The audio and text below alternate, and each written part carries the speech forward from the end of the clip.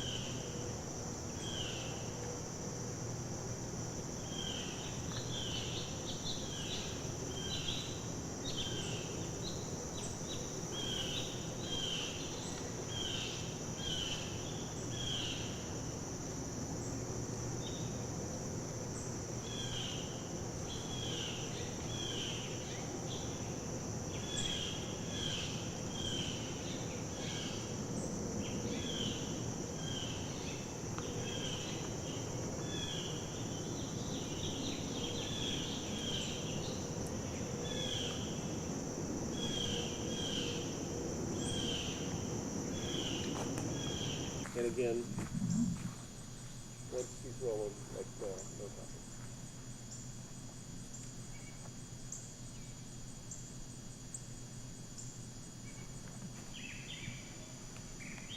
Okay, don't look at it.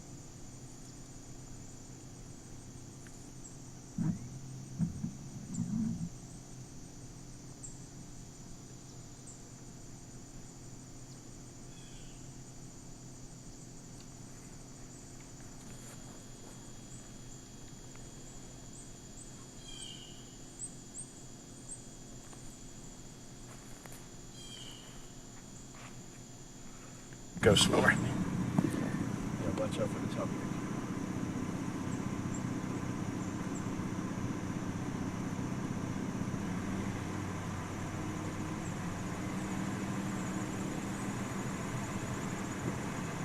your Go slower.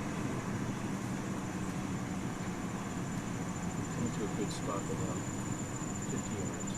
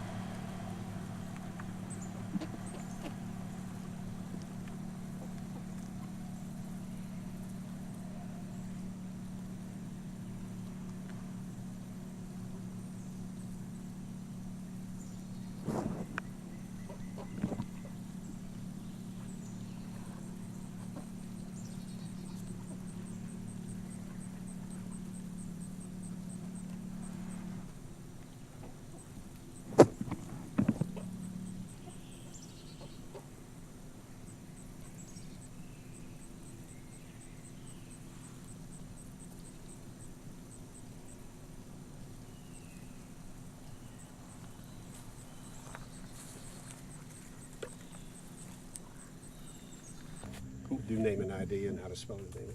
Yes. All right. Well, thank you for meeting us here. Sure. Could you say your name and your profession and how you got to Lake Waccamaw, or not how you got to Lake Waccamaw, but how you got to working with in wildlife biology. Okay. My name is Ed Corey. I'm the inventory biologist for North Carolina State Parks, and basically I've been interested in reptiles and amphibians for a long time, which actually, you know what, that's going to be the wrong take, so let's go try that again, I guess.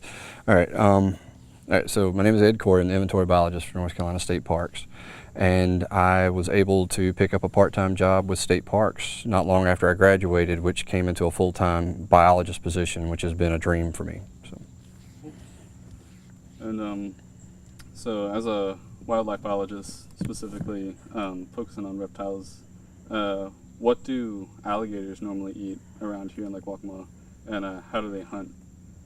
Alligators are going to eat anything smaller than them, so anything that they can catch and restrain is pretty much fair game. Obviously, smaller animals are going to be eating fish, insects, frogs, small turtles. As they get bigger, everything's on the menu at that point. And they basically do it by an ambush, so they'll sit in the water and catch it as it comes by, or with turtles, they'll just kind of grab hold of it and crush. And are they smaller or larger or more or less populous than in other parts of the South, like Florida and Louisiana? And if so, why is that? Well, the thought is that these gators are a little bit smaller than the ones you find further south. That tends to happen with populations of species. As you go further north, some species actually get smaller throughout their range, and other species actually get larger throughout their range. Alligators are one that actually tends to get smaller as you go north. And why would that be? I'm not really sure on that one. So I forget the principle. I'd have to look it up. But there's a principle that says that some animals get smaller as you approach their northern extremes. Evolutionarily, what are alligators related to? And what is their mating season, or what time frame is that? And how do they go about caring for their young? What are they related to? Alligators are crocodilians, so they're related to crocodiles, caimans, gharials, things like that. As far as reproduction, the males are typically bellowing for the females in the spring. They get a little combative. They will mate with them, and then the female will go off and lay eggs in these large mounds that they create. And right about now, in September, October, the eggs should be hatching, and the female should be helping to excavate the young from the nest. So right about now, they would be exhibiting like their calls for their young? Yes, you could potentially hear the young peeping right now, trying to get out of the nest, and then the female will come in and actually use her mouth to gently scrape out the mounds and gently grab the babies and bring them out of the nest. So would female alligators be a little bit more aggressive around this time of year as opposed to another time of year? Yes, they would be much more aggressive in defense of their young. So most particularly, you're going to have mesomammals, things like raccoons and possums will be very hard hit if they go into these areas looking for the nest.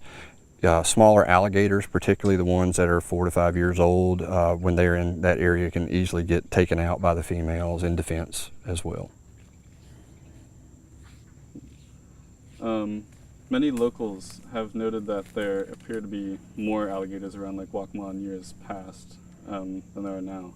Is there any data to back this up?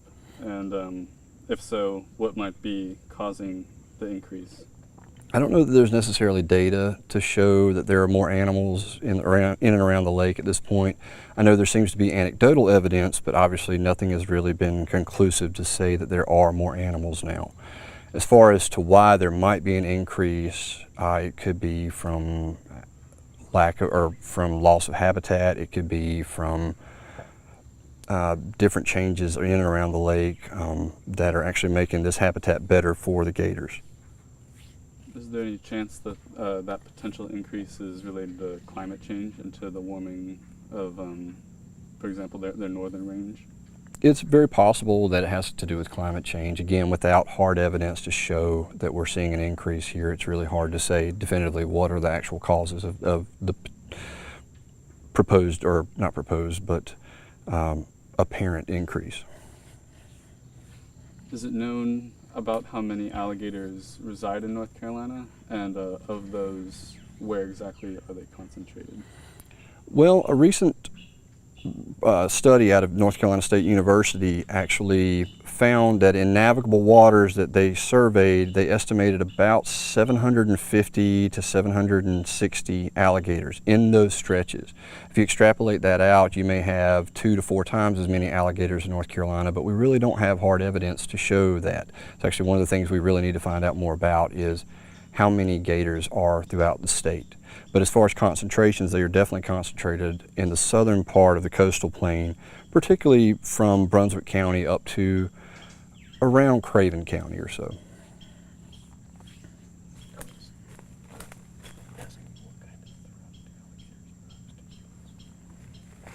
And what kind of threat do alligators pose to humans as they're going about their business? Alligators really pose very little threat to humans. Most alligators you're going to encounter are going to be less than 6 or 7 feet long, which they're going to be more scared of you than you are of them. Now, when you're behaving like you shouldn't, if you're in the water at night, swimming around in gator-rich areas, if you're approaching them, if you're feeding them, that's when gators can become more problematic, and that's when you can either result in injury or death.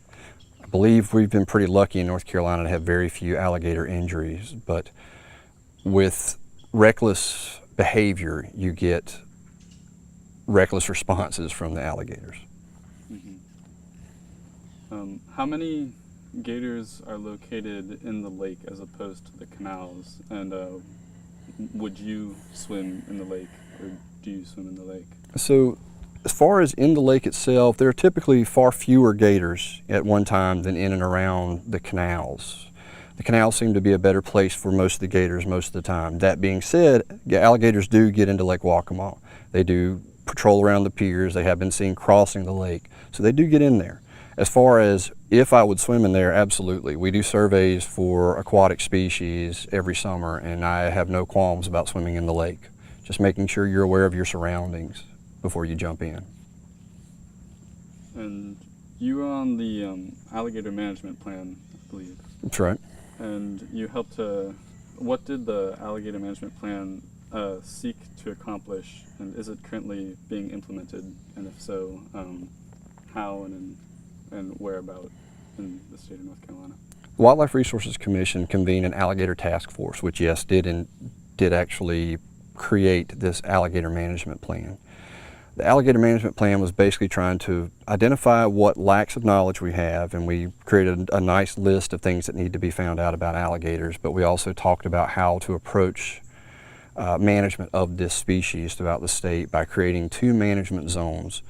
One was what we're calling Alligator Management Unit 1, which is where we're going to be looking at individual populations to determine if there is a need for take of those individuals from that population, never to decrease the overall population to an unsustainable level, but just to make it more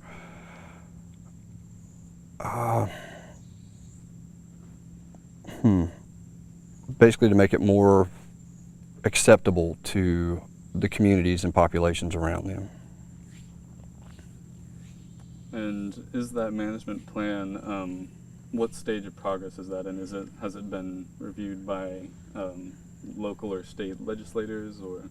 The alligator management plan was actually recently approved by the Wildlife Resources Commission, so they are now fully approved of it, so it will be going into action or into use immediately. So it's essentially ready to go. Okay. And I was asking, what's the status of hunting in North Carolina? what is currently the status of hunting alligators in North Carolina, and why is the status the way it is? As of right now, there is no hunting in North Carolina of alligators. You can find hunting further south in South Carolina and throughout most of their range, but in North Carolina, because we don't really have the necessary knowledge of population size and a lot of the natural history elements, we've not yet opened up a hunting season in North Carolina. It is possible in the next coming years that we will have a hunting season. We're not sure of how many permits will be issued or anything, but we do know that there has been discussion about opening a hunting season in North Carolina. And so the alligator management plan, is that, part of that is trying to count how many alligators there are to see if a hunting legislation would be viable in North Carolina?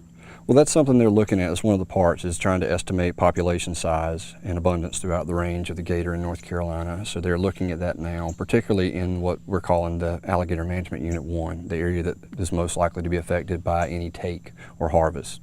So that is one of the main goals of the current actions in the Alligator Management Plan.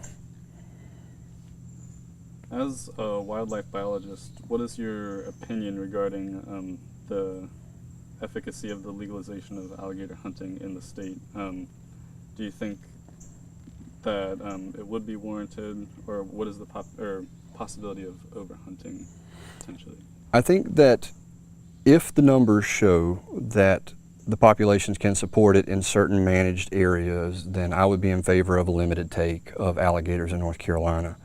But there needs to be good evidence to show that those populations are sustainable, that taking one large male or multiple females from a population isn't going to start decreasing those little subpopulations or micro-populations, however you want to define it. But I think that if the data shows it, then I'm supportive of it. But we need to actually see data in order to move forward at this point, to make sure we're not impacting a species which has been around for a long time and is an apex predator in every ecosystem that it occupies. Wrap up pretty soon because we've got lots of stuff. Okay, this will just be one more question. Sure. What role do alligators play in wetland ecosystems, and do they provide any ecosystem service to humans? Well, alligators are the top predators. Once they become adults, there's really no other predator other than an alligator that can take them out, other than humans, obviously. But because of that, they actually do a great job of mesopredators, so these middle-sized mammals, things like possums, raccoons, foxes, they do a good job of controlling those populations. They also do a great job of controlling overall alligator populations. The best control for an alligator population is a large male alligator, because he will take out everything smaller than him if he needs to. So they do that service for one thing, to actually maintain those populations. Additionally, alligators are known for these gator holes or gator wallows, where they'll open up these expanses of water in the swamps that will maintain water year round, and things use those in the wintertime when it freezes up and when it dries down. So they create these wonderful habitats for all these different species to exist in harsh conditions.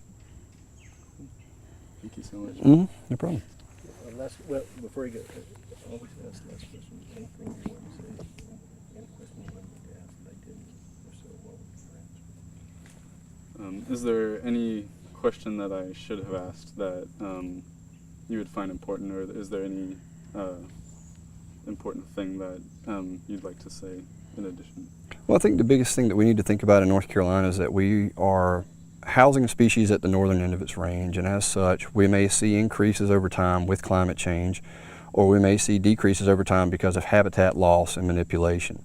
So we'll need to just keep an eye on this species, which is a very enigmatic species, very charismatic species, that we can manage it, but we can't be removing it from our ecosystems. Thank you. Excellent. That was great. Okay.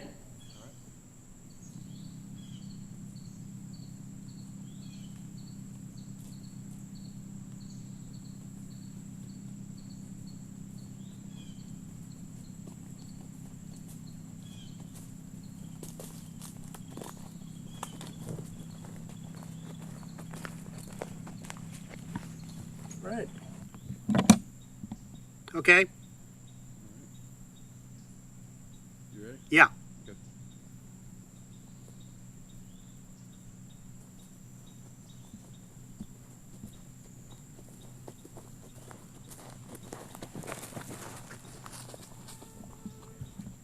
All right, go. Just walk slowly.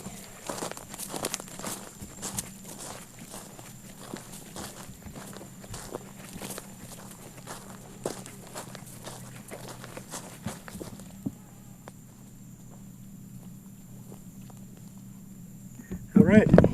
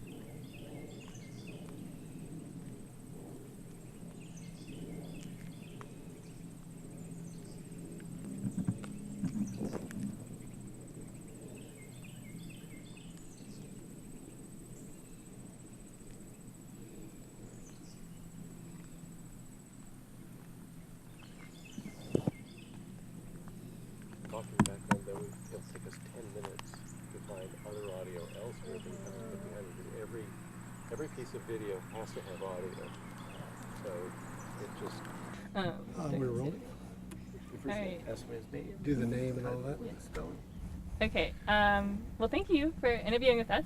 I would love for you to tell us your name and your official title with the park.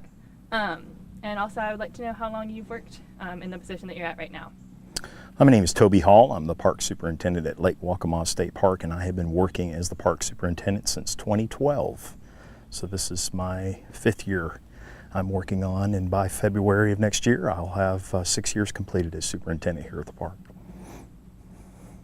What got you interested in working for state parks?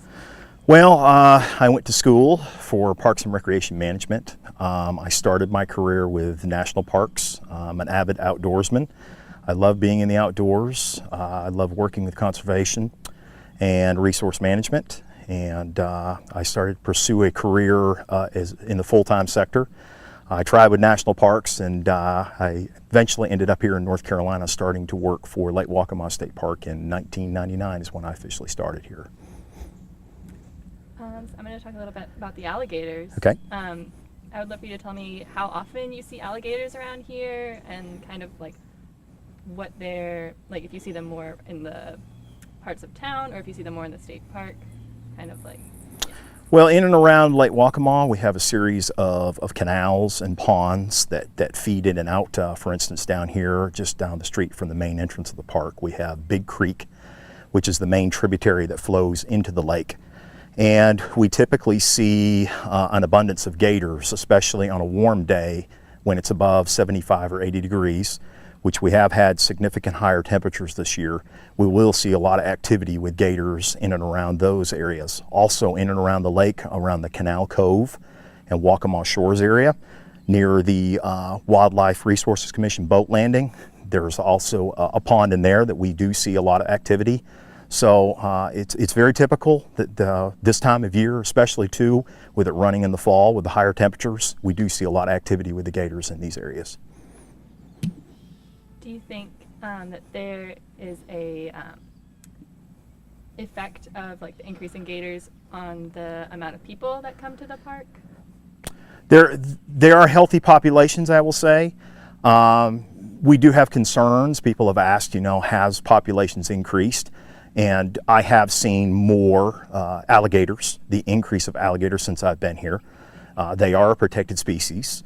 They have a very good habitat around here. They have a good abundance of food and space. Their typical hunting characteristics is more of stagnant areas like the creeks and canals area. So we are seeing very healthy populations in and around the lake.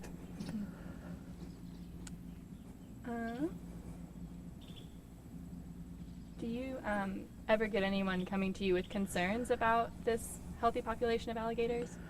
Yes, we do. We get, we have some concerns, from the public that is concerned of their safety. Gators in close proximity closer to their docks. We have an abundance of homes in and around Lake Waccamaw, and each one of those homes have a private structure, a pier structure. And we've had a lot more reports of alligators that come in close proximity to some of these piers. When there's activity, if they're out boating or swimming, we've had reports of gators that's getting in closer. But there's also the factor of we've had some issues with problems with feeding alligators. And, we try to give as much education as we can to the public to discuss the dangers of potential feeding and what future problems that causes. And the more feeding that goes on, or the illegal feedings that you're not able to catch, those gators will stay in those areas, where humans basically recreate. So we are getting a lot more reports of that, and we're hoping that we can, promote more education to the safety of not feeding alligators and, for the vital protection of these species. What kinds of resources are there out there to educate the public about not feeding the alligators? We have workshops that we have put on here at the lake before. We basically do a lot of interpretive education programming here at the lake. One of the big educational programs we do is about the American alligator. We'll basically go into the basic characteristics of the animal, and then we'll talk about the negative aspects of things like getting too close to alligators, feeding alligators, things like that. Basically leaving them alone in their natural habitat to thrive.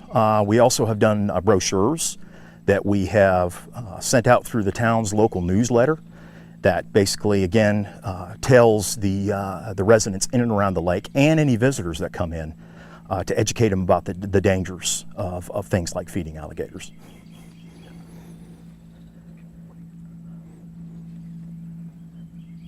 What do you love about alligators?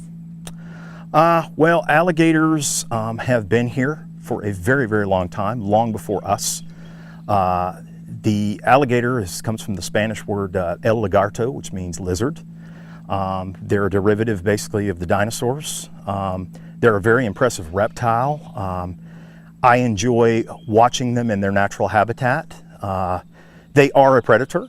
They're an opportunistic feeder, but it's very interesting to see the pattern of gators, to monitor their progress, their reproduction, and to me, as a park superintendent here, it's important that we protect these species, that we protect them from extinction, but also that we monitor them closely, and we monitor things like the feeding issues so that they can be well protected and not bothered in the future. Do you think that there are any groups that are around here that have a problem with the alligators? Oh yes. There's going to be a positive and negative impacts on people's feelings towards the alligators.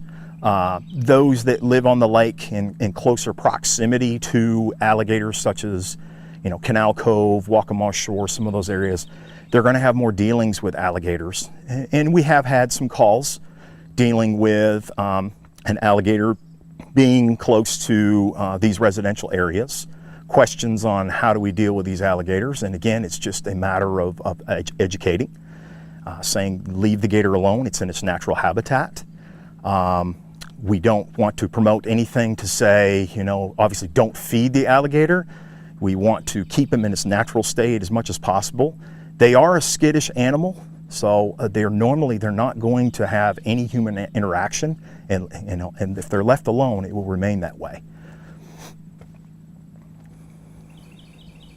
Do you think that anyone's going to take any action towards making the alligators less of a presence in the human sphere, kind of, if that makes sense?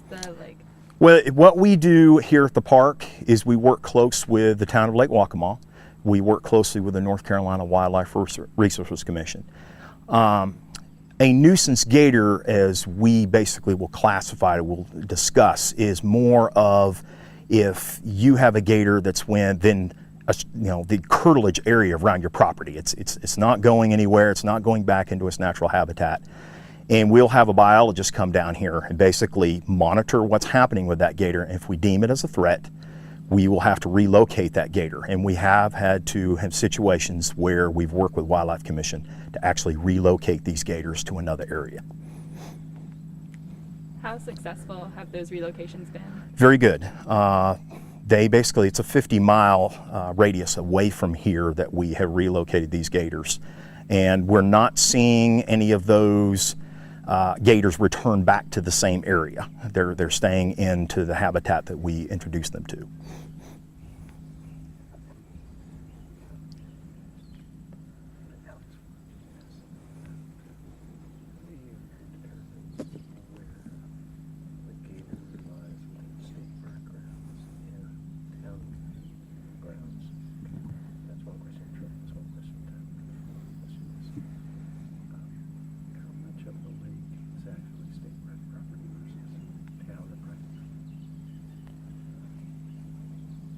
So when you encounter an alligator, how do you determine whether it's in state park grounds or if it's in the town of Lake Waccamaw?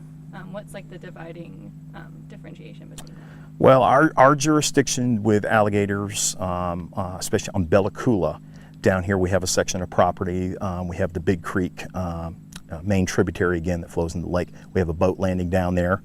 That boat landing flows into a series of ponds that is on Bella Coola Road. That is our jurisdiction. If it is outside of that area, on the Canal Cove or Waccamaw shores, we will work with the town. We certainly, will identify, go down, look at the problem, but we will call Wildlife Resources Commission on those issues. Now, the lake itself out here, which the state park manages, we will take full responsibility for that, but in each one of these cases, no matter if it is on our property or if it is out of our jurisdiction, we will work in cooperation with North Carolina Wildlife Resources Commission to ensure the safety of the public here, and if we have to relocate those gators, we will be involved with that in that process.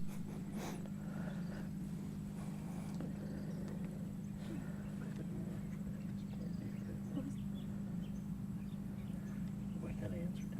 Yeah. Just clarify. Yes. So all of the lake, other than is all of the lake part of the state park? That's just an informational question. So the physical lake itself, is all of that part of the state park? Yes, that is all of the state park. The lake out here is managed completely by North Carolina State Parks. Mm-hmm. Okay. I would like to know if there's anything else that you wanted to mention, basically kind of about your what you do and how you interact with the park that I didn't maybe touch on that you just would like for the people to know. Well, I think my role here as a superintendent is the state parks are gems of the state, and what makes them special is what exists and what we have to cohabitate with in the state parks, and it's the protection of the resource. We're here for the protection of the resource, and that includes your floral and your faunal species, and we want to protect the American alligator. It is a protected species, but we want to basically be able to, again, that coexistence between the people and the resource is to educate them to understand that they are wildlife. They are meant to be left alone in the wild. We don't want feeding issues to be a recurring problem, because then we have to look at, relocation. Or far worse, we've never had a recorded attack, never one recorded attack in and around Lake Waccamaw here. But if we're dealing with feeding issues and that becomes more and more of a problem, or curiosity of people that want to get closer to these species, then that certainly will threaten the safety of the public, and that's something that we don't want to happen. So. Great. Great. Is that it? Yeah, that's it.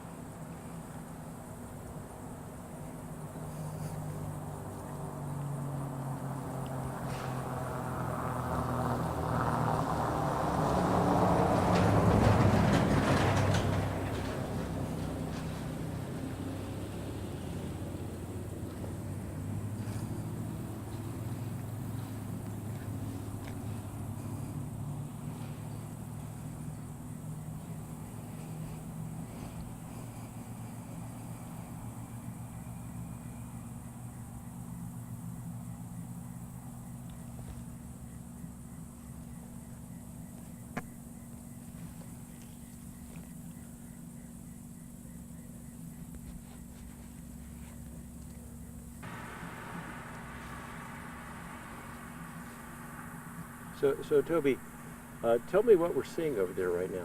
Okay, you're seeing a smaller juvenile, probably about a 4-footer, a 4 and a 5 foot gator. Common size that we see a lot in and around the lake is typically from 5 to 7 feet. Some of the bigger ones, or some of the biggest we have seen, range from 10 up to 12 feet long. So this is a smaller, much smaller gator that you're seeing here. The gator's moving right now. What is the gator doing?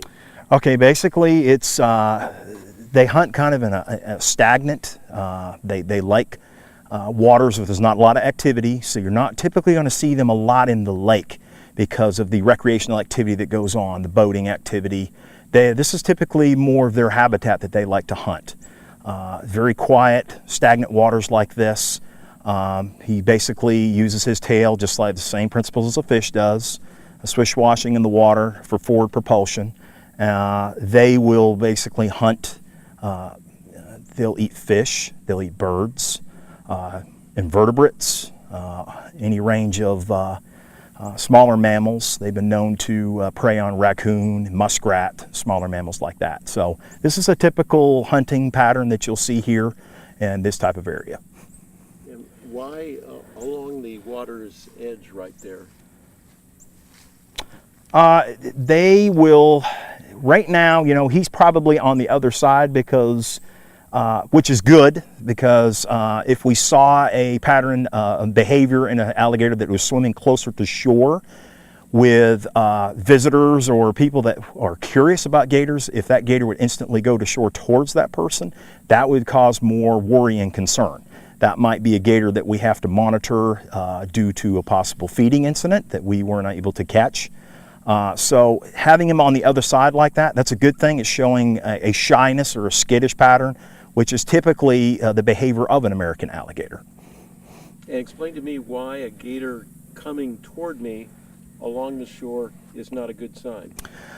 When we deal with problems with feeding alligators in and around the lake, if you see an alligator instantly come to shore when you're standing on the shore, he's associating you as a food source because there's been human activity where they have fed gators recently, and that's a pattern of behavior that they will fall into. And as soon as they see anybody, they associate that person as food at that point. So we want to see the shyness and the skittish of this animal, and this is typical of the common behavior of the way American alligator should be. So when you say an alligator would consider a person by the shore that the alligator is swimming towards as a food source, you don't mean the alligator considers the human as their next meal? It's possible. It is possible. Depends on how many times they have been fed in that area. What's the frequency, again, like of those feedings? It is possible that they could associate a person as a potential food source. Because that's the problems with feeding, is that food is being thrown from that person, so that gator will instantly think that a person, they will associate them as a food source at that point. Let's see, anything else? We can just pause for a moment. Well, maybe not, don't pause, Bob. If you would kind of just scan the shore across there, what else strikes you as interesting or relevant to the habitat of a gator? Well, this is it's a smaller pond. It's not a large body of water. We do see them go out into Lake Waccamaw. We have seen gators go out there. That's not typically their habitat that they stay in. This is it's a smaller creek or a pond area that is very typical of alligators feeding. That's where they want to be. They don't want to be associated out in a large body of water where there's a lot of human activity. And of course that's good if they're out there and they're swimming towards a boat or a kayaker or something like that. Again, that's a safety concern that alligator is associating that person with food, so we have to keep a close eye on that. All right, shall we, is there another spot here that you want to? Toby, you know you talked about this area Yep. right here? Right. Could you talk about that a little bit? Yes. About your technical they can hide there or whatever. Yes, alligators will. One second. Okay. Okay, talk Yeah. Okay, alligators will, they basically they're a stealth hunter. They like to hide under, vegetation, debris, things like that. They use that as a typical hunting pattern. So what you see along the shoreline is very common. You'll see gators sometimes very close to shore. We've had fishermen that have come down onto the banks and they've seen gators that have instantly come out of this vegetation to swim out into the canals or the ponds. But they use this typically as hunting or even as camouflage, to use in their hunting patterns. So. And one more thing about, Gotta wait. Roland? yeah. Tell me about that slow cruising pattern of the gator that we just saw. Well, they're very quiet in the water. That's their behavior. People see them as slow moving animals. They're actually they're very quick. They can be very quick in the water, but this is typical of what you see. They're remaining stagnant right now. They wait for the opportunity for prey to come to them if possible. If they see a close food source, they're very quiet moving in the water until they get closer to that food source. So you're not going to see a lot of rippling of the water, a lot of splashing activity or anything like that. A gator moves very, very slowly so that it can get its prey. Let me just ask you, you're rocking a little bit, so I don't know if that's an issue for us, back and forth. And then we wait till this car goes by. You okay? Okay. So tell me about the strength.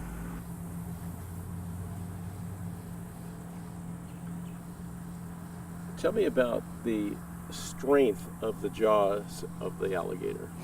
All of the power of the alligator in the jaws is when they clamp down with their jaws. They're very weak. They have very weak muscles to actually open the jaw. So the strength and power of those jaws is it's well over 2,000 pounds of force that can crack a turtle shell open if necessary for food. So they're very, very strong with their bite.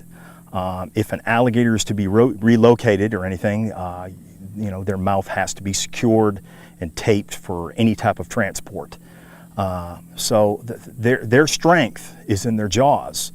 But alligators are also very strong on land. The misconception is alligators are only strong in the water.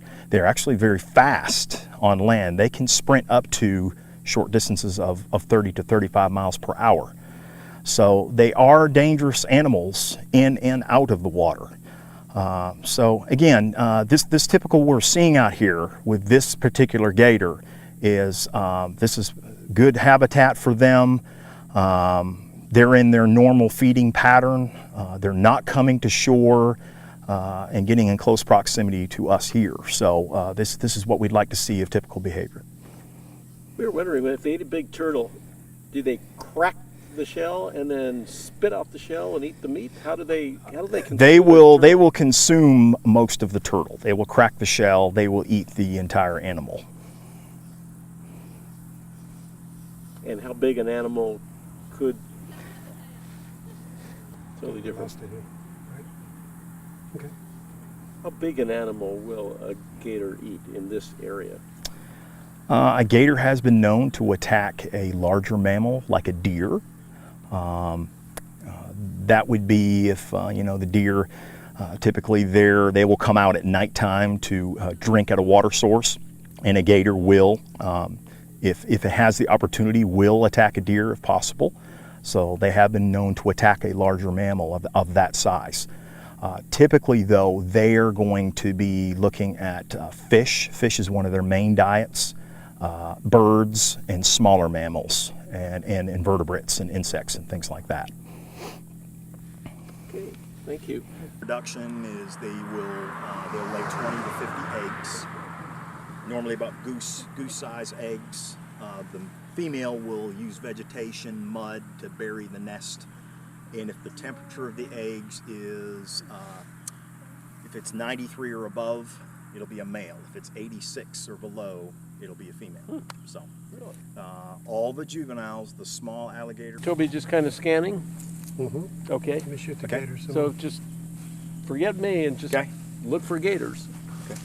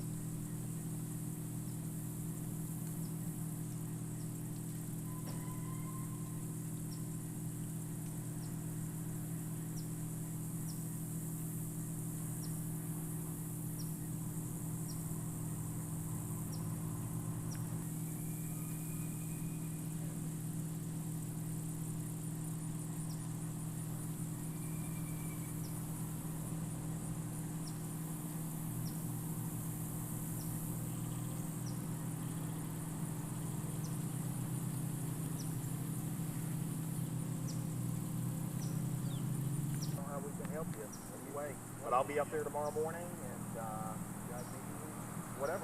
Okay. All right. We'll help with logistics.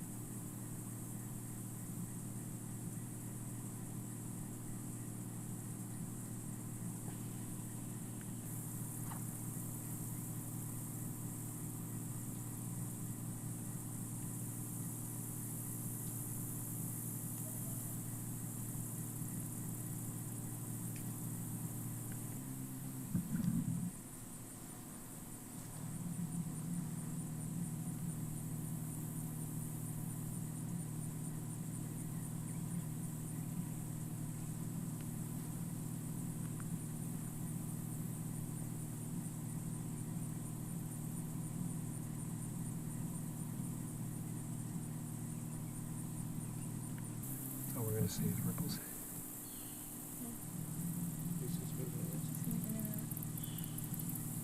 He's just moving along the Yeah, shore, following the ripples. I can't He's gotten see. too far. Yeah.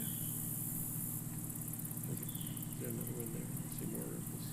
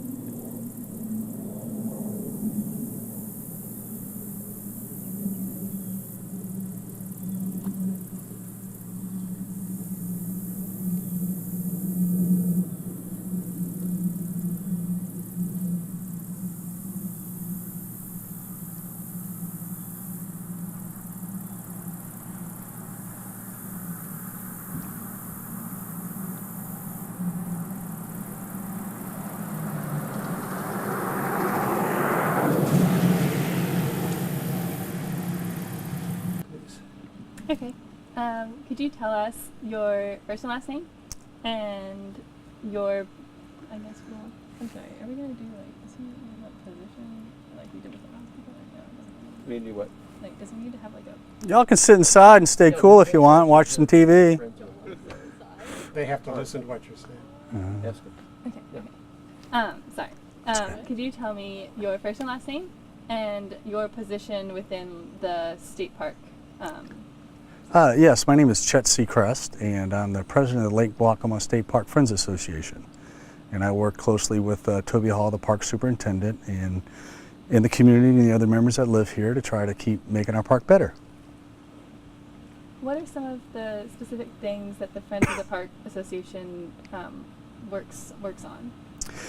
Anything that we can do to improve awareness of the park, to get more people to come out to the park. We had a 5K race earlier this year. We've had, excuse me, we had a, Let's just stop. You need some water? Ready to stop? I think I'm good. Good? We're good. Tell me a little bit about how long you've lived around this area, and maybe some of the interactions you've had with alligators while you've been living here. Okay, I've been coming out to the area for about 8 years. I've lived here just over 3 years, and every time I come out I see the alligators. Usually when I drive by and there's the retaining ponds, that's usually where they populate more often than not, or along the canals as you drive around the lake on the canal side, you usually see them in the lake or up next to the road. And just rarely once in a while when we have some vegetation out there, you might see one in the lake, but for the most part they're in the surrounding conservation land. Tell me a little bit about the times you've seen them in the lake. Actually, a couple of years ago, there was a rather large one that just kind of sat out in the vegetation. And he was out there for a couple of days, but our dogs were swimming in the water, we were out in the water, and he never moved. He just stayed right there and they just kind of keep to themselves, and they've never been an issue. Do you ever fear anything for your pets or maybe like your family members, like being so close to the lake, having seen alligators? Absolutely not, and the thought never even comes to mind.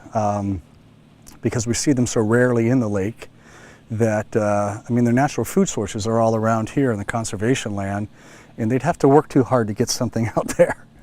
But I think usually when they come out in the lake, it's just a transit to another part. But no, I don't feel any threat in any way, shape, or form from any alligators in the lake. Why do you think some people might fear the alligators a little bit? It can be a couple things. I think sometimes it's just it's lack of knowledge and understanding of the environment they actually live in and what lives with us. And Stop your car. And when that car's still on, then you ask that question. We're good? Go ahead.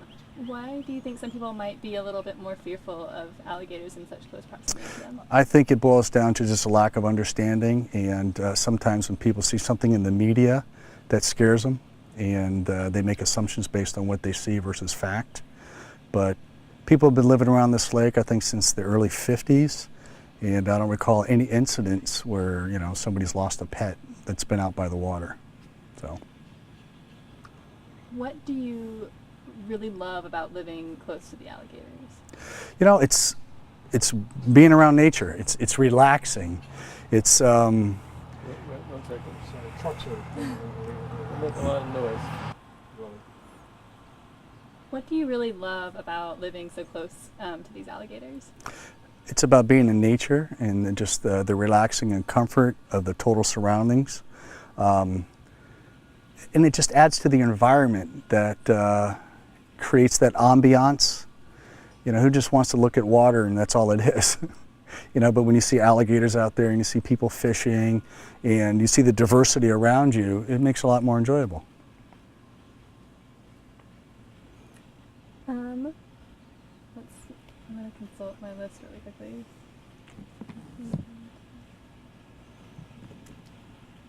What are your feelings about some people maybe wanting to reduce the population of the alligators? Again, I think that goes to fear and lack of knowledge and understanding. An alligator grows really slow. It's only, what, like 3 inches a year? So, I mean, a lot of the small ones, it'll take a decade or two before they even become a threat. But I think people to understand is you have the state park, which is hundreds of acres that wraps around the lake. You've got another 600 acres of conservation land, and then all the land back here, and that's where their primary food sources are, and that's where they tend to stay. And I just think it's lack of knowledge and understanding. And I think it's the occasional article they might see about something in Florida or Louisiana where there's an alligator incident that makes them start to think that, oh my God, we have alligators, that might happen here too. You mentioned being from Florida. How were your experiences with alligators in Florida different from your experiences with alligators here in North Carolina? No real difference. I grew up in Plantation, Florida, which is right next to Fort Lauderdale, and the Everglades is practically across the street. And as kids, we would go to the rope swings on Alligator Alley, and they'd be out there. But, you know, for the most part, they keep to themselves. The only problem occurs is when people start feeding them. And then when they see a human being, they associate that person with a food source. And then they come to it. And then I think that is what can scare people. So, you know, I can understand somebody say, well, he came towards me. Well, maybe those potentials alligators should be removed because they've adapted to the humans feeding them. And that could create a problem. In terms of removing alligators, do you think like hunting might be a viable option, or just moving them to a different natural area? Just a different natural area. I see no point in hunting an alligator. There's more than enough natural areas and resources that they can be relocated to, that why not just relocate them? Because to a certain extent, they take care of the turtle population and other populations, so it helps out across the board.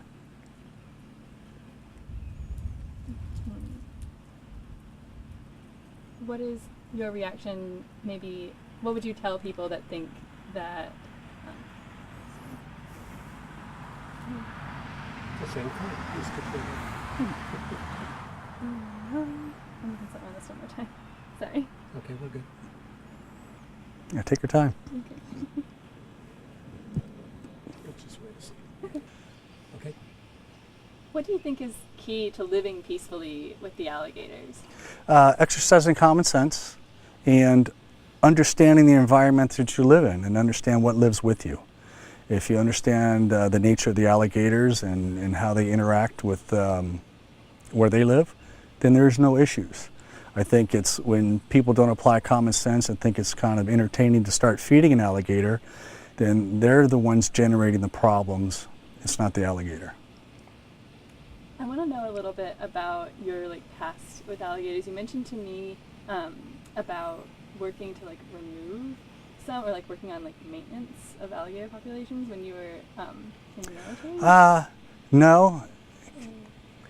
I'll tell it as a side story. Okay, no, don't want to mention that. Okay, that's fine. No, we caught an alligator that was in a drainage ditch when I was in the Army, and we were working with the Air Force, and we removed it safely from the drainage ditch into the Air Force shower.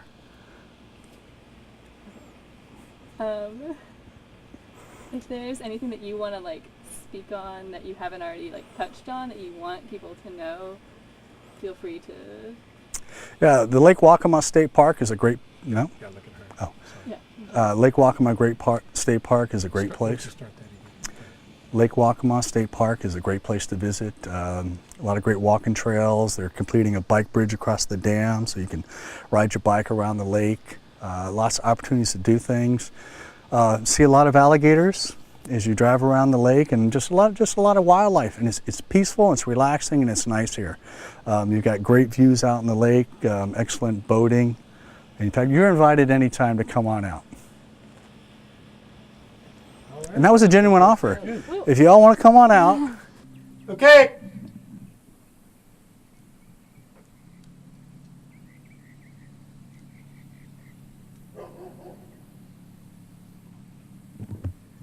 Okay.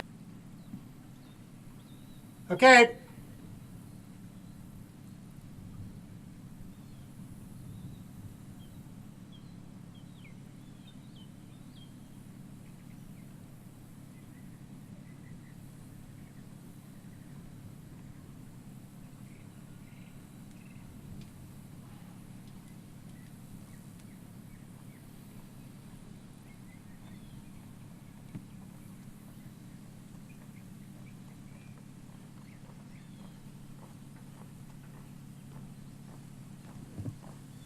Good. In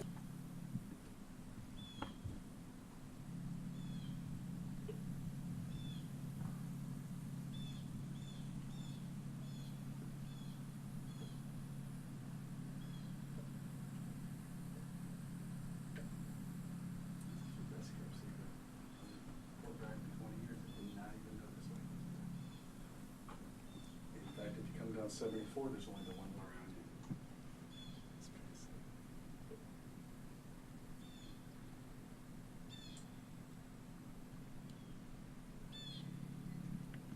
it's like calm on this side, it might be rough on that side, so if it's rough on this side, we just drive over the other side, it's like glass.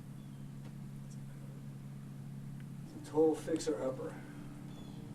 I had to do the plumbing under the house, replace all the fuses, all the electrical outlets, and just tore the flooring down to the joist in one bedroom, replaced it. Oh gosh, yeah. Yeah, that guy's lot, he owns 3 lots. They used to be all oak trees, but he hated oak trees, so he cut them all down. He created his Bahama-style house there, with palm trees.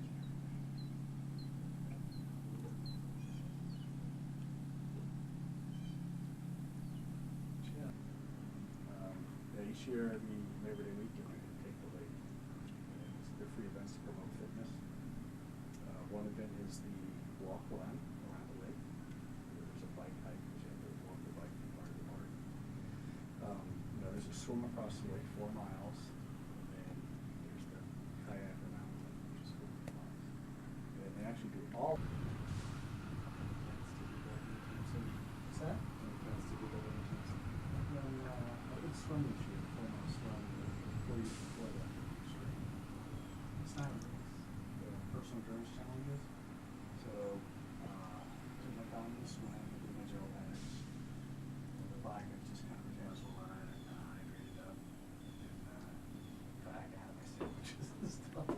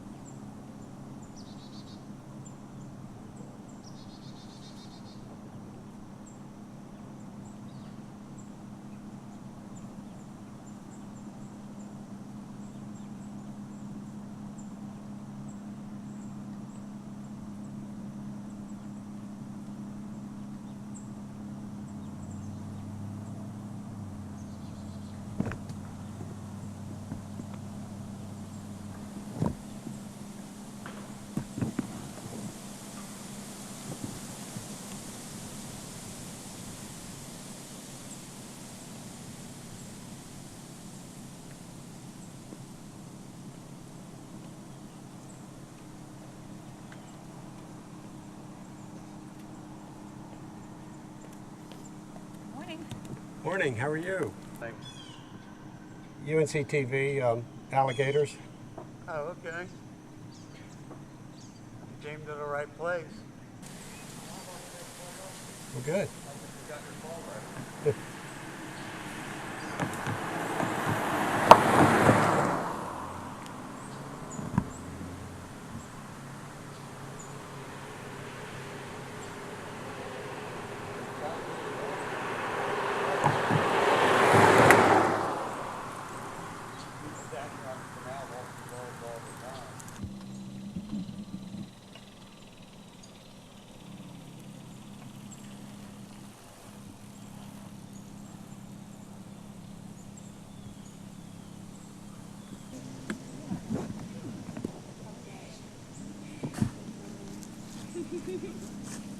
Are you able to?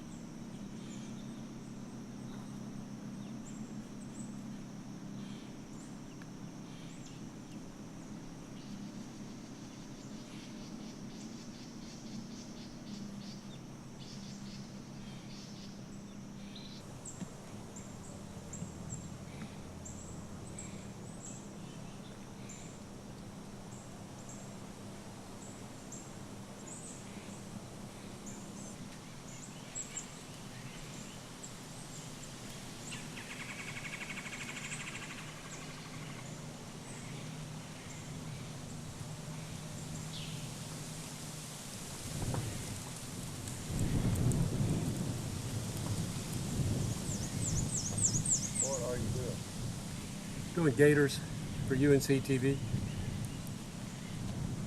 And a squirrel, you can do him. I mean, the squirrel's already done, I think.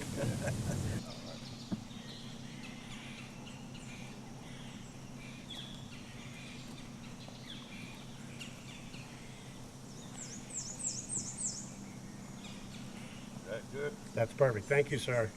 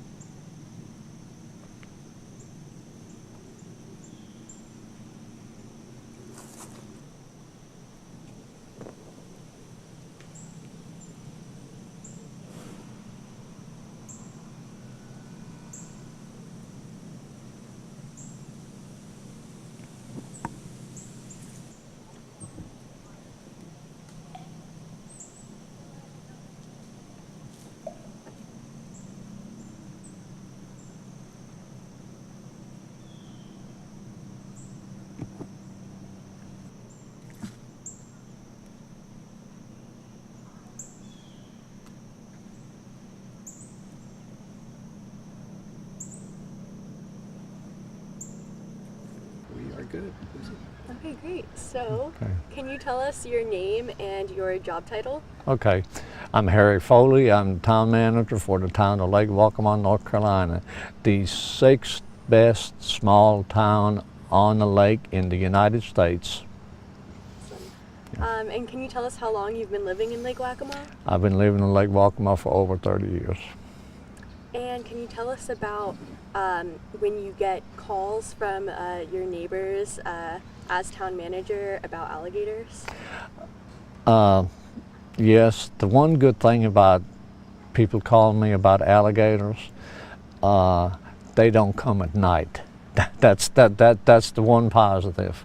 But other than that, you can get calls, you know, from 6 o'clock in the morning till the sun goes down. And most people that will call you will tell you that there's been an alligator sighting, and what are you going to do? And we have a protocol. We will ask you, what's the alligator doing? Well, he's swimming in the lake. The answer to that is, let the alligator swim in the lake. Well, he's coming on to my property. Well, is your dog in your yard? Well, yes, I'll take your dog in the house and maybe the alligator will go away. You know, if an alligator becomes what we consider a nuisance alligator, in other words, if he has aggressive tendencies or whatever, the first step is we call our police department. They will go check the situation out. They make an assessment of what needs to be done. Then the next phone call goes to state parks, to Toby and his crew. They will come make the next assessment. And again, if the alligator goes back into its natural habitat, we prefer to let it be at that point, you know. And of course, some of our residents are not very happy with that. But the majority of them, you know, understand that the alligators were here long before we got here.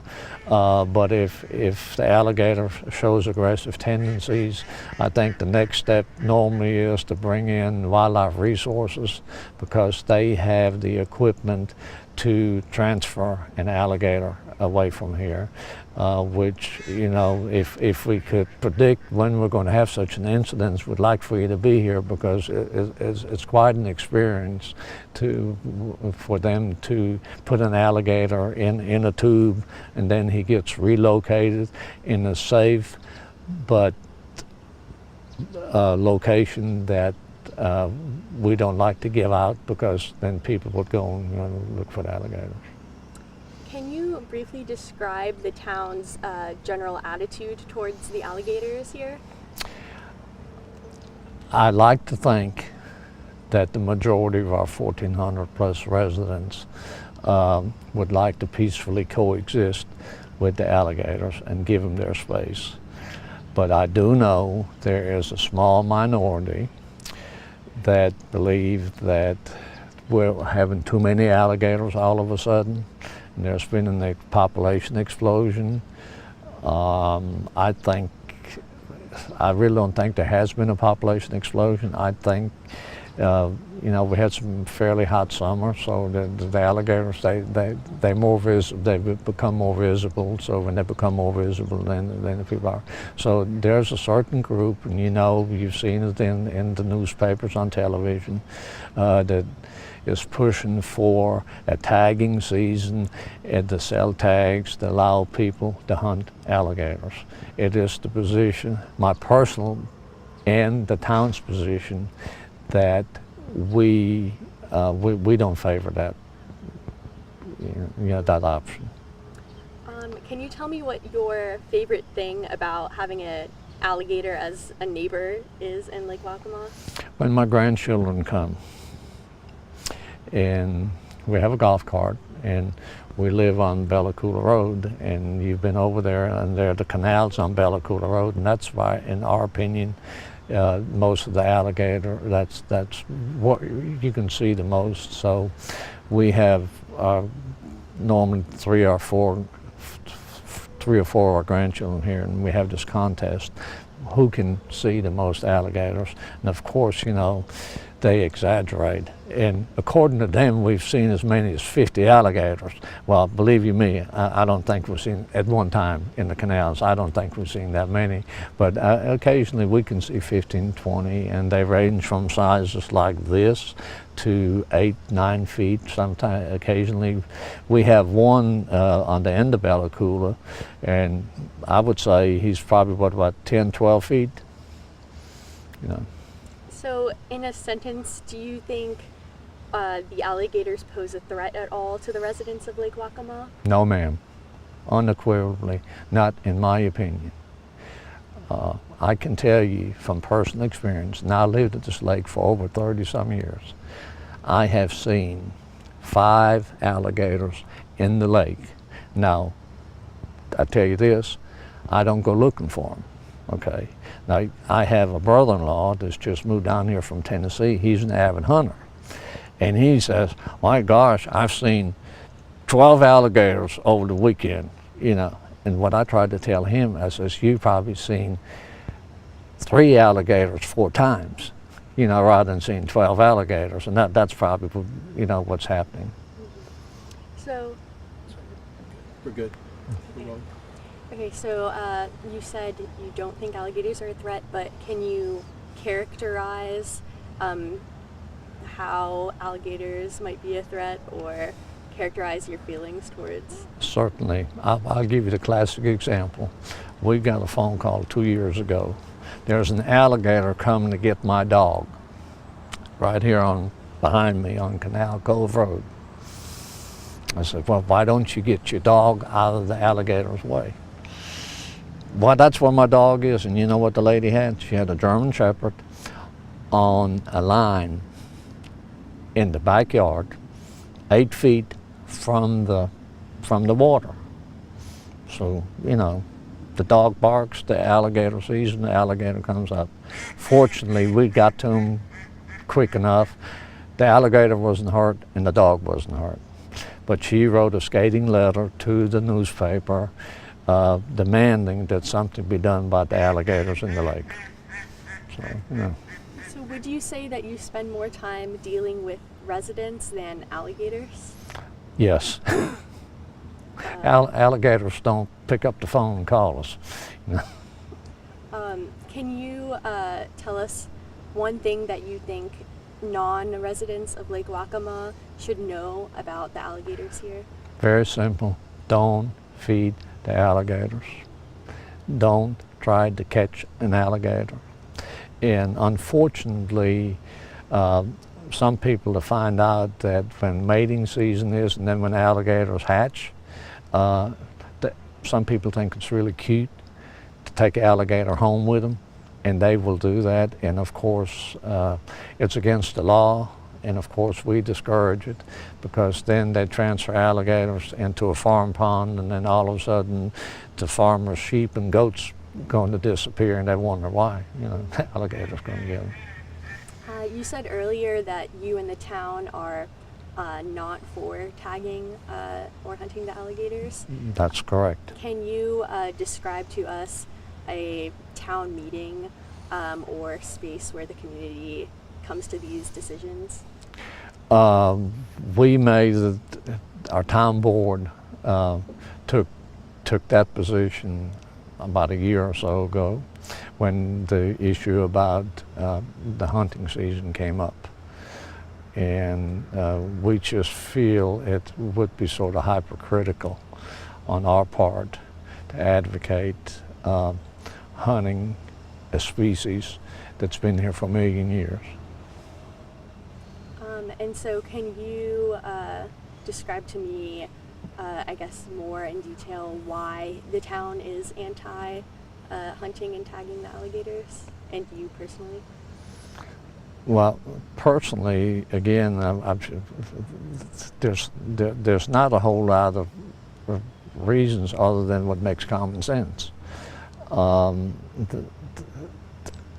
I don't think the population, this is my personal opinion, I don't think the population has increased the way the people are trying to make it out to be, because that's a political statement, and to try to influence the legislature, you know, to make a hunting season for alligators. Here's the problem with that, and this, again, my personal opinion.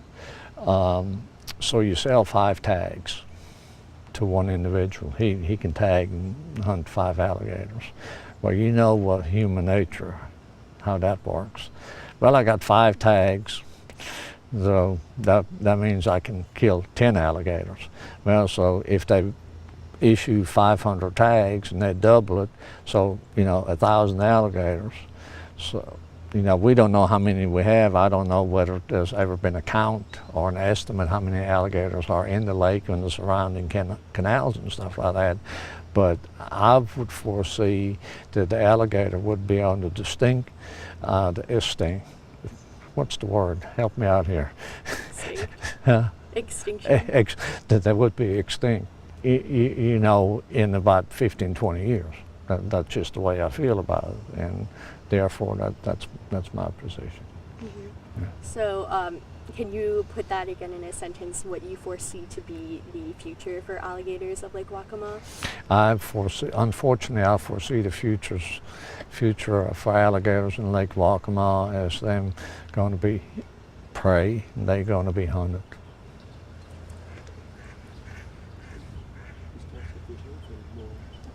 And is there anything more that I didn't get to in my questions that you think people should know?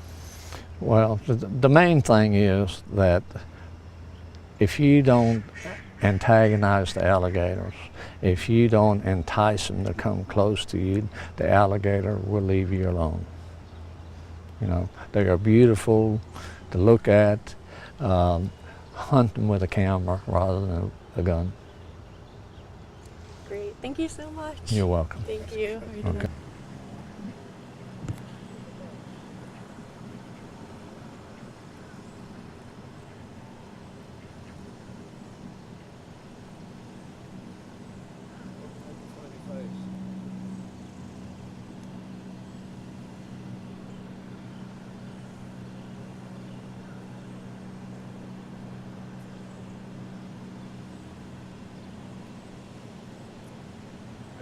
Like I'm walking the sobriety line on a test with the police. All right.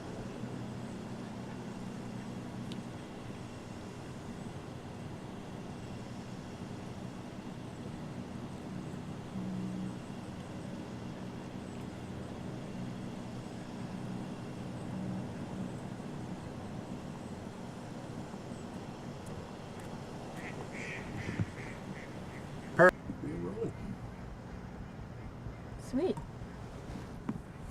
No questions about breakfast? Okay. So we are standing on this interesting Carolina Bay.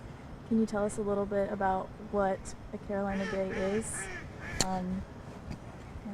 Carolina Bays are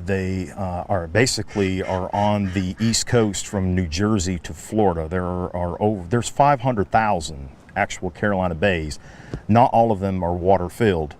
Ocean waters used to be 45, 50 miles inland, and when ocean waters receded, they left small pools of water.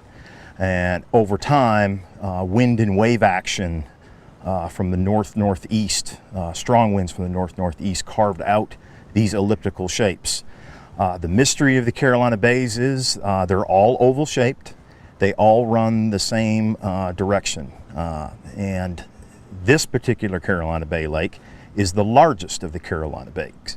So this 8,938 acre lake out here. What makes this particular lake special is there is a limestone layer that is on the north shore and in an underlying layer in the lake. And because of that, this is extreme biodiversity that thrives in this lake. There are 7 endemic species, 3 fish, 2 mussels, and 2 freshwater snail species that are only found in this lake. Awesome. Why is it the color that it is? Why is it like tea colored? The tea color is a good thing. We get a lot of questions about why is the lake so dark colored. That comes from what we call tannins, or the acidic soils that surrounds the lake and the swamps. This lake is fed by 4 creeks, First, Second, Third, and Big Creek. It's not called Fourth Creek, but Big Creek. And those tributaries that flow into the lake filter those tannins that come in that give the lake its dark color. So the darker the color in the lake, the better. The clearer the water, we have to worry about more photosynthetic activity at the bottom of the lake, more submerged vegetation, possible algae problems, and things of that nature. So seeing a good dark color, and if you were to take a clear glass, the darker the color of the water in the glass, the better. We like to see that tea color out here. Very cool.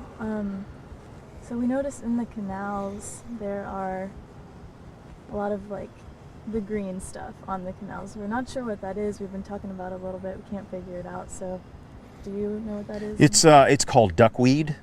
It's a carpet of basically a green algae up on the top.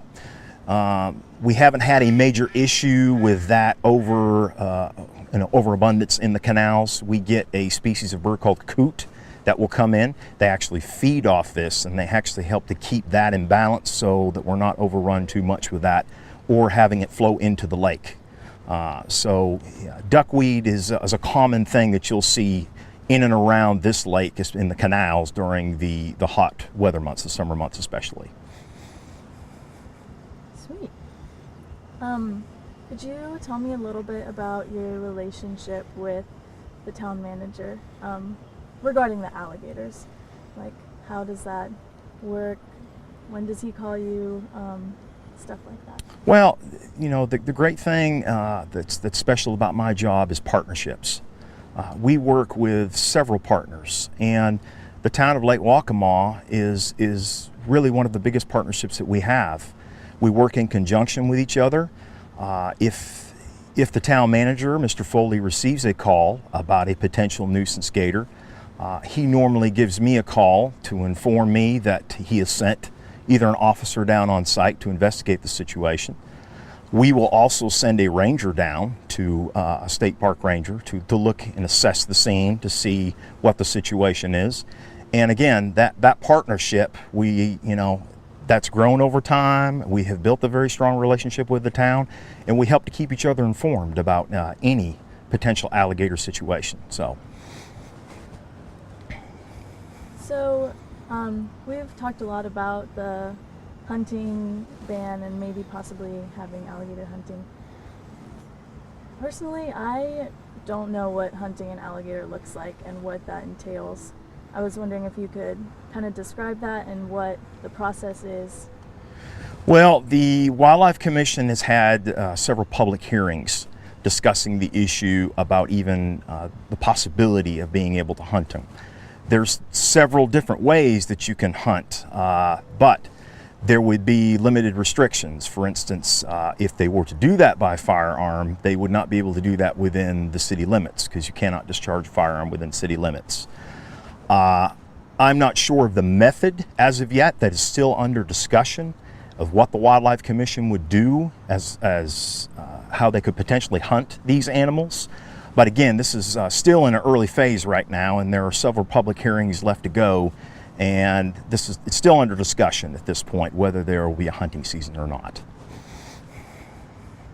Yeah.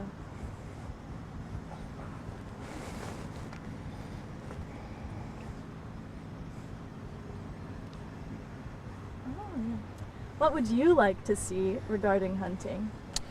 Well, if it was going to happen. My personal opinion, I think we have a healthy population of gators here, but the hunting situation, I don't think it renders us to be where we need to be hunting them at this point. A nuisance gator is another whole, discussion in itself. If a nuisance gator is threatening a resident or a visitor, we obviously will take measures to relocate that animal if we have to. Most of the problems, again, are the feeding issue, where people are feeding alligators. As far as the hunting's concerned, I don't feel that we, in my opinion at this point right now, we have a healthy population, but I don't think we have an overabundance of alligators to start a hunting season. I think some other methods could be started first, more of an investigative type of thing. We have discussed putting trackers on alligators to track their patterns, particular area that they're staying in. There's a lot of research that I would think it needs to be done in conjunction with the Wildlife Commission and their biologists to see if that's a possibility, if they're finding out, if there is an overabundance of alligators that would render a hunting season. So still in the discussion phase right now.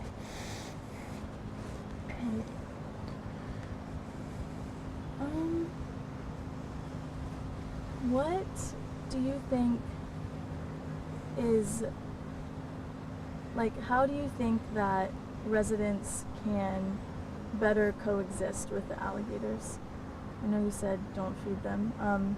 Is there anything else or any sort of kind of more conceptual or like soft approach to helping people that aren't comfortable with the alligators feel like they're going to be okay and they're going to feel more comfortable?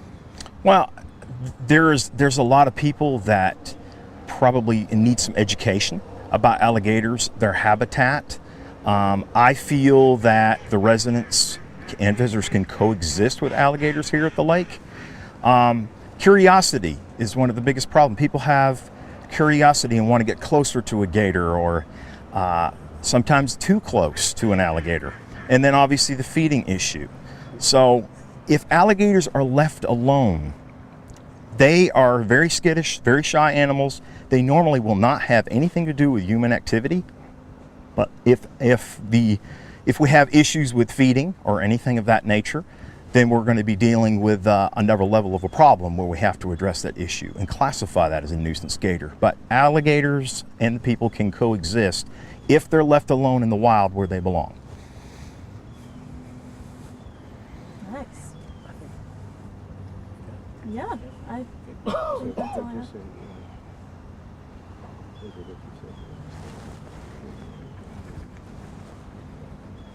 So, in all that you've said over the past couple days, anything more you want to add?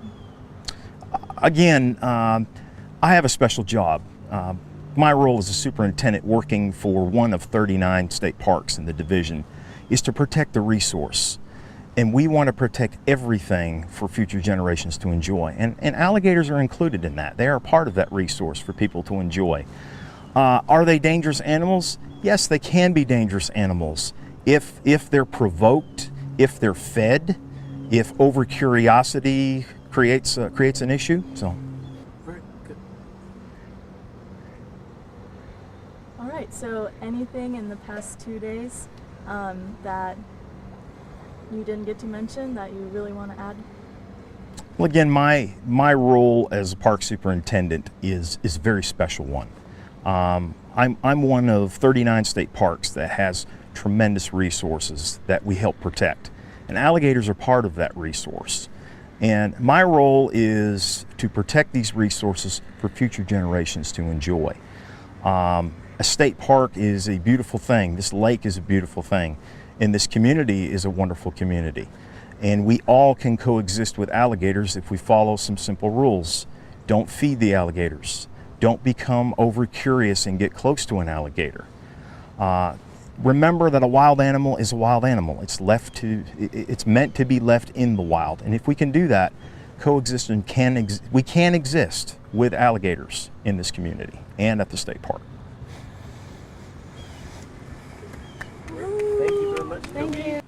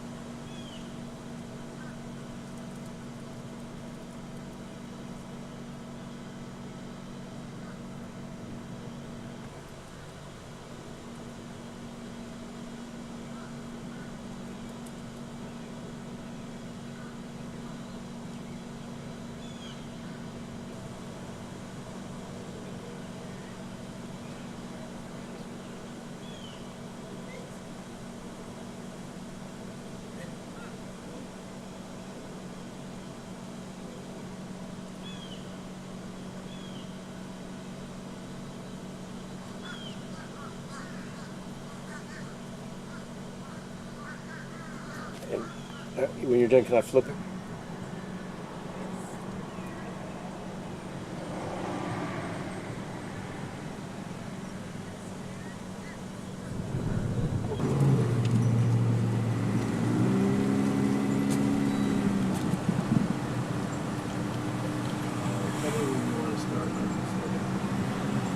Start anytime. Slow down. That's too slow. There's an ugly chain link fence, so Make sure I'll capture it then.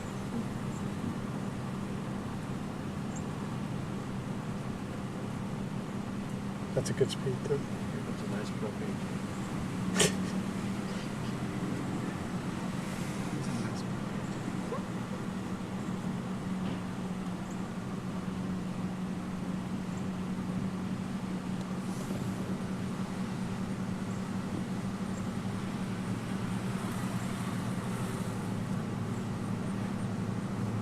A little bit faster.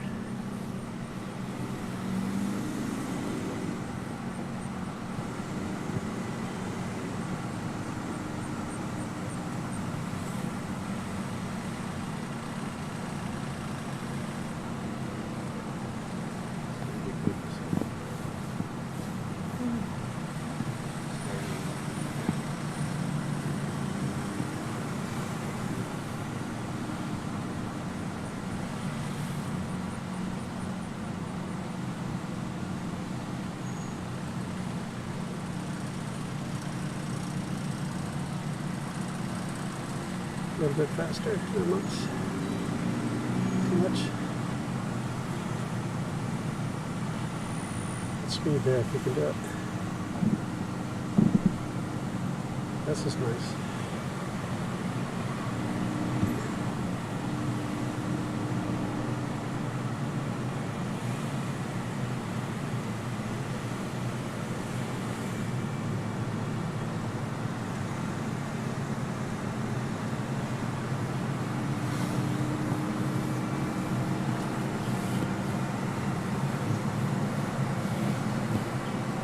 A little bit slower.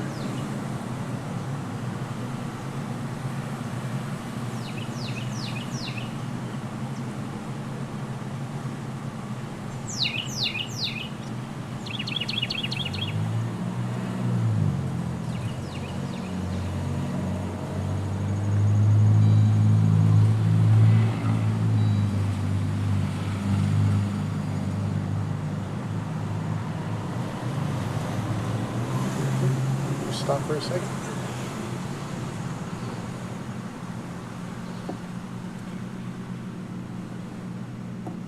Do you see that thing dangling? Yes. What? Is that a giant spider? Spider web. Something big is caught in it. Or else. Sorry, go on.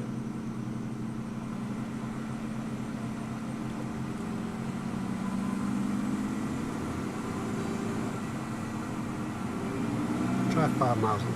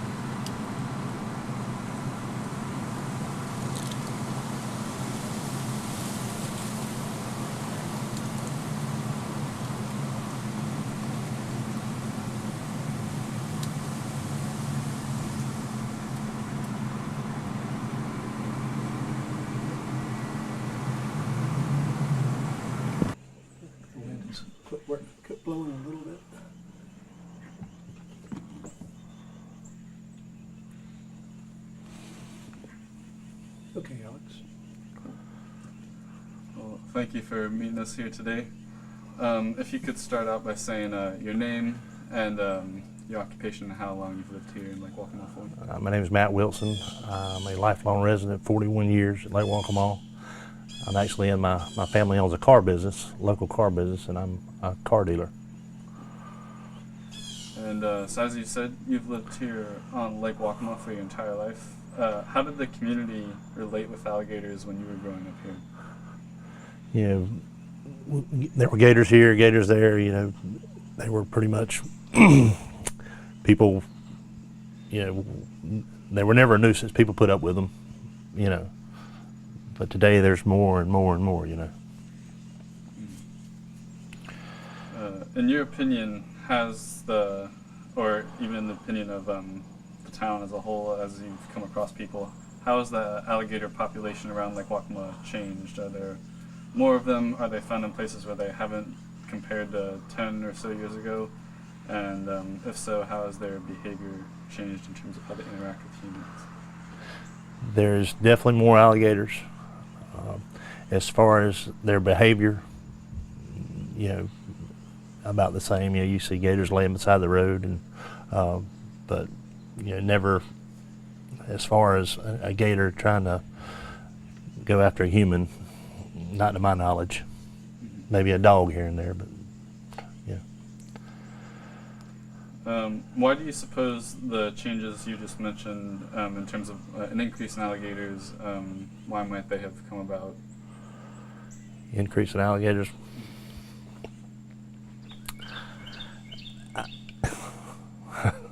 I don't know. Let's see.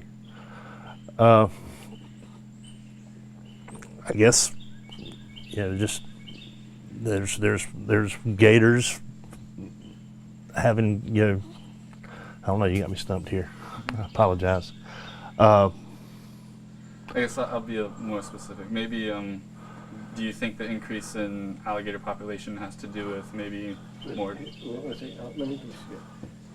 try not to ask questions, have a yes or no answer, right?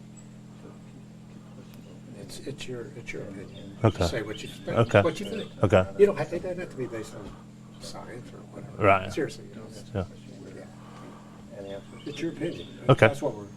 That's what you're after. Yeah. What do you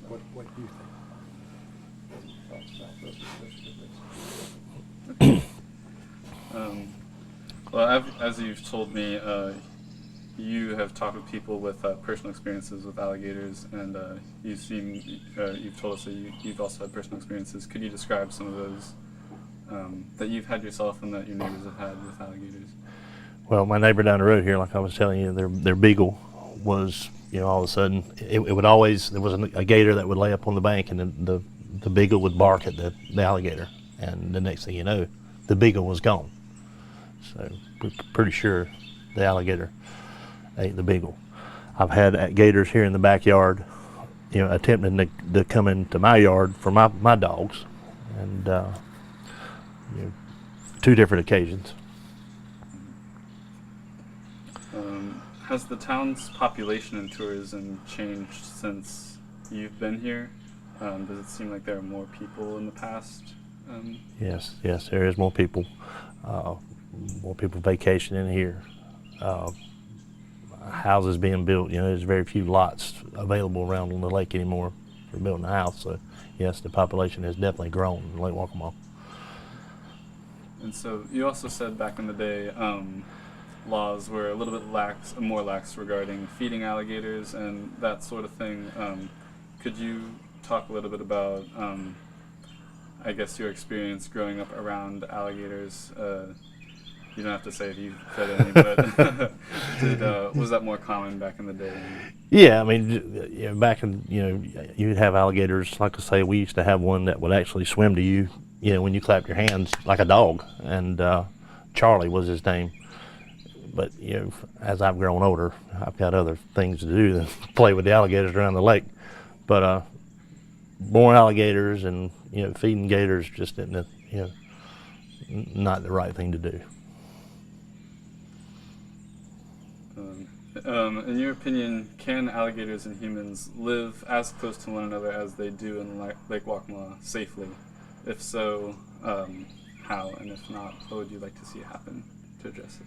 I think that we've it's been going on. Alligators and humans.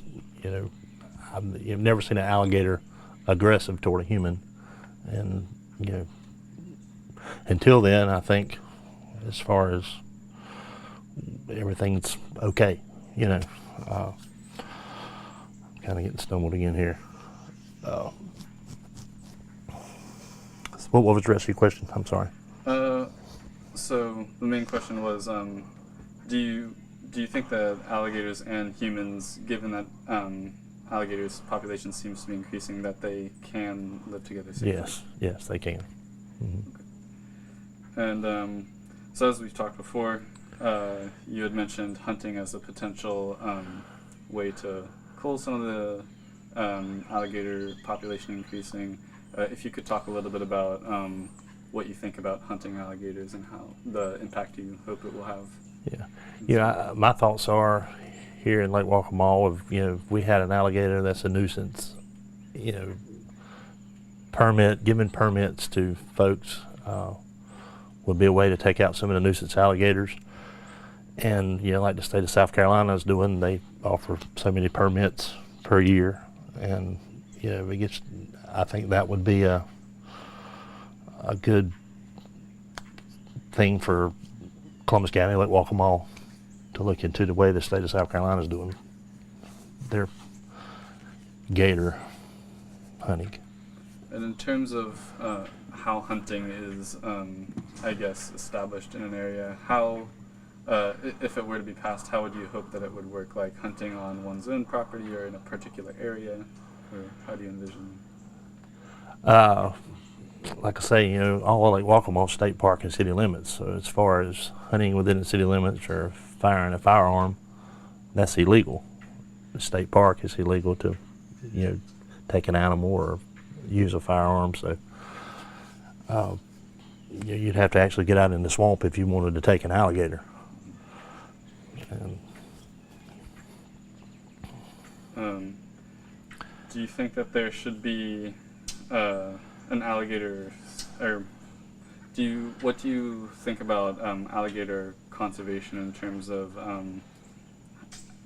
what kind of care or what kind of management plan would you hope to see imposed on the alligators such that they have a healthy population but aren't overexpanding too much but still remain a viable population?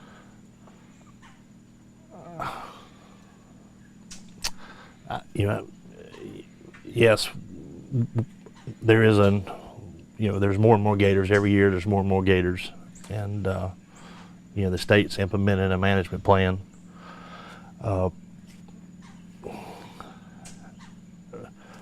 Right now, it can go either way.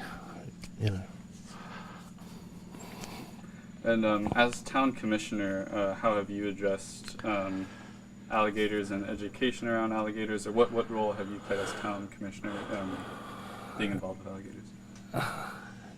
We haven't. We put up signs, "Do not feed alligators." You can see those up here between the bridges. We've had some incidents where folks are stopping, and alligators actually come right out on the road to you. Other than that, really, this thing is really just getting to be a hot topic. Mm-hmm. And would you say that people who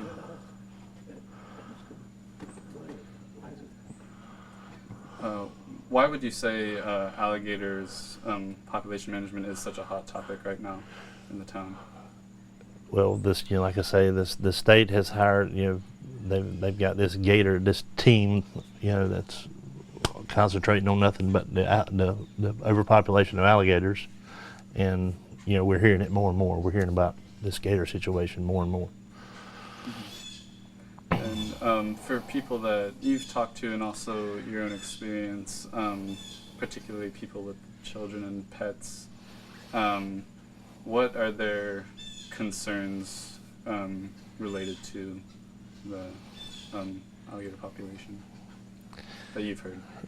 Nothing out of the ordinary. My kids swim in the lake. They know there's alligators in the lake. They actually swim in the creek. They know there's alligators in the creek. You know, again, there's never been a situation where an alligator has, you know, tried to bite a human or, you know, what have you, attack a human. And is there anything that you feel that I should have asked, or any last thoughts regarding this issue that you'd like to state? No, I appreciate the chance for you to interview me, and you know, if I can be any help in the future, let me know. Thank you, sir.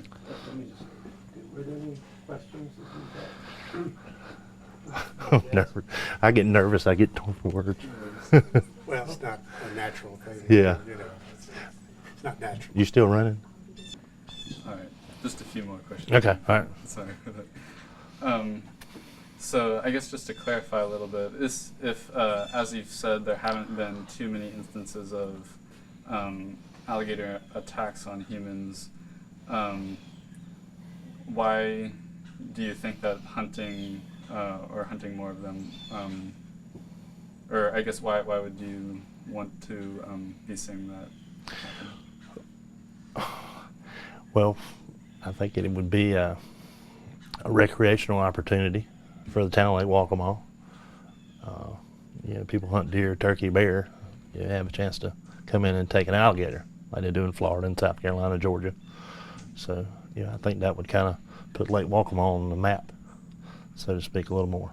Mm-hmm. So almost as a source of ecotourism. Right, exactly, yeah. Well, thank you. Thank you. one sec, Ron, when you had a rolling. All right, so we're talking about hunting alligators, obviously, but I don't know what that means practically or like physically. Like, how do you hunt an alligator, or like what do you do with it once you have killed it? You know? Mm-hmm.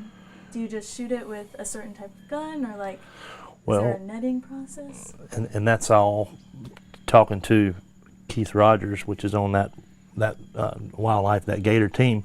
They actually have to shoot them with either a bow and arrow and then pull them to the boat and kill them with a bang stick or a gun, or catch them with a rod and reel, so to speak, and get them to the boat. That way they don't sink. You know, I hunt, I fish. If I kill something or catch something, I want to eat it. So there's no need in shooting an alligator and he's sinking to the bottom, and you know, nobody ever, you know. And they eat the tail, the alligator tail. You know, you see it sold in stores, you know, for $10, $15 a pound, so to speak. So, they good? Yeah, that's exactly what I was wondering, because I was like, what do you do with it once? Yeah, you can eat it. And you know, people can make, you know, stuff out of that, but they won't let you do that. You know, you can use the meat, but you can't use the skin. Yeah. Right, of course. Yeah. What kind of, what's your favorite thing, or have you ever had alligator? Yeah, yeah. What's your favorite alligator dish? You just take pieces of the tail and cut it up and fry it. Yeah, but you buy it locally. You know, some stores around. You know, I haven't killed one in the wild, but you buy from the store locally. Yeah. Cool. Don't talk while he's talking. Okay. One more question. Let me just to. So,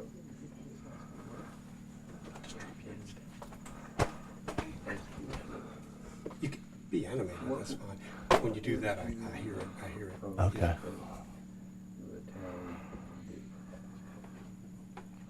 Still rolling. All right, so what would you like to see the town do at this point, or what would you like to see happen in the future for the hunting of alligators? No, wait, that's not my question. Okay. My question was, as commissioner in the town, how would you like the town to change the way they're handling nuisance alligators? Yeah, okay, so as a commissioner in the town, how would you like to see the town handle nuisance alligators differently, and like change that how it happens now. Right. Well, now if you have a nuisance gator, the Wildlife Resource Commission will come in and remove the alligator. And I guess with this new program they're implementing, there's going to be certain folks that, besides the Wildlife Commission, that will be able, hey, can you come get this gator, and they can take it and remove it and kill it. I hate to use that word, but as commissioner, I guess we're just going to have to wait and see what this new program, once it gets set in stone, has to offer. Is that what? And if it doesn't crank, Action. that's okay too, because he'll be Yeah, yeah. running the whole time. But not yet, not yet, not yet. Yeah, I said action. Okay, you said action. Yeah. Oh, okay.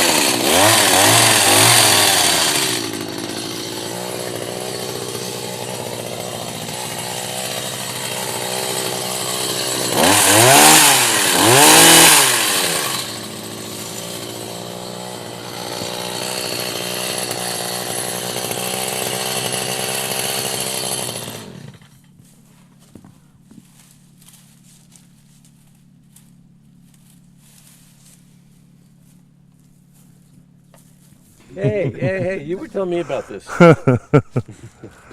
Okay, so tell us what's the name of this particular body of water here? This is back in the day when we first moved here, we were younger, we named this Charlie's Pond because we actually had a pet alligator named Charlie that would come to you. That's not going to work. No, we're doing an interview. Oh, I'm sorry. That's Yeah. all right. I won't do it. You finish up. All right. Thank you. Y'all finish up, then I'll worry about it. Thank you, sir. Thank you. Thank you. All right. So tell me again, what's the name of this pond? How did that name come about? This is what we call Charlie's Pond. It's actually on Lake Waccamaw State Park. But moving here in 1986, we actually had an alligator named Charlie that you could clap your hands like a dog, and Charlie would come right to the bank, and you could actually feed him off a stick or a long grill fork, so to speak. He'd come right up, and you could feed him hot dogs, bologna. We cleaned out the lunch meat out of my mother's refrigerator all the time, feeding the alligator. And how big was Charlie? 7 foot, 8 foot long. But we can't do that today. And say why? Because it's illegal to feed alligators, and we were younger back then. And what was it like growing up across the street from a pond with Charlie? It was pretty neat. We all, our friends would come over. That was, let's go see you feed the alligator. Let's go see you feed the alligator. Had an uncle that lived in Florida, and there's actually been some people, attacked by alligators in Florida, and he was scared to death. We'd come over here and we'd be feeding the alligator, and he's like, "No, back up, get away, get away." We're like, "It's not a big deal. It's just Charlie." Now Charlie's gone, right? Charlie's gone, but there's actually, the biologist Charlie years ago became so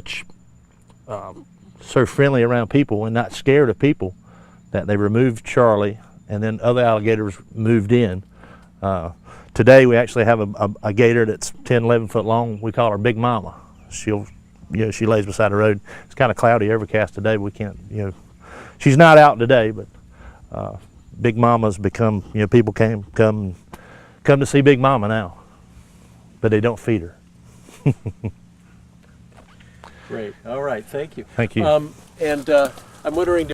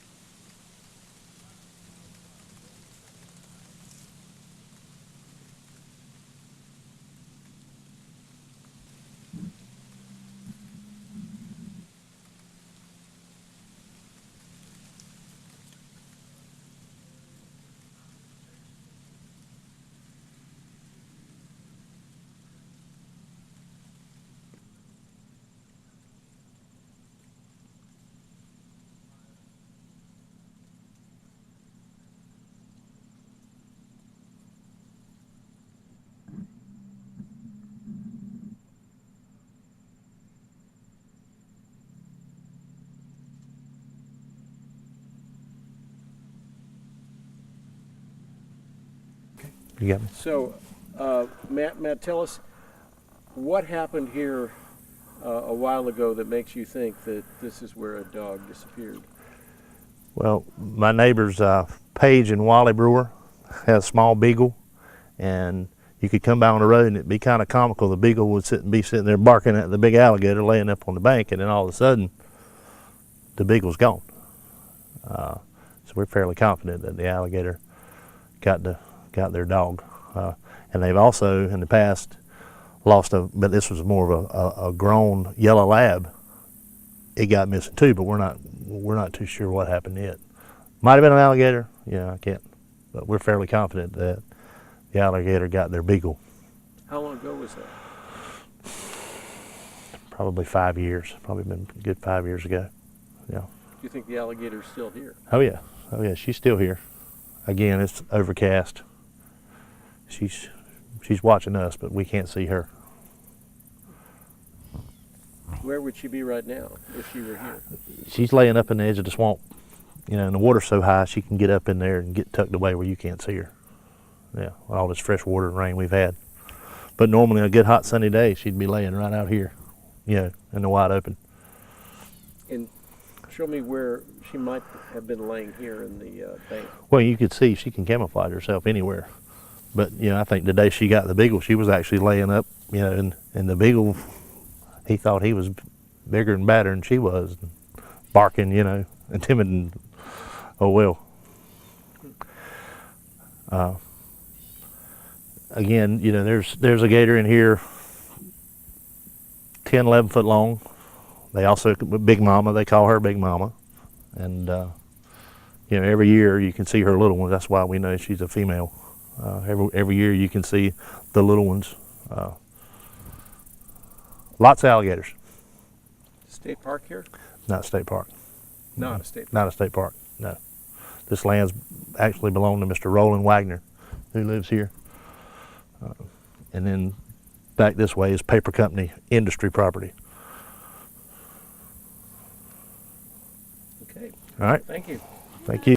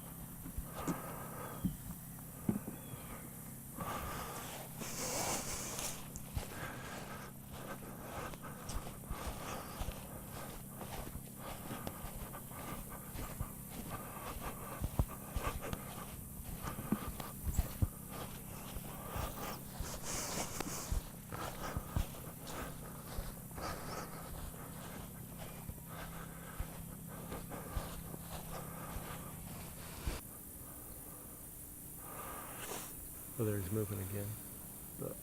The little ones, yeah. Now, are y'all live in Chapel Hill? Yeah. Where do you? Okay. Yeah. We're heading back. So they're photography students. They're journalism students. This is a journalism class. Journalism. Okay. Or kind of a science journalism class. Cool. They've never done any TV before, so Right. they're learning. So after.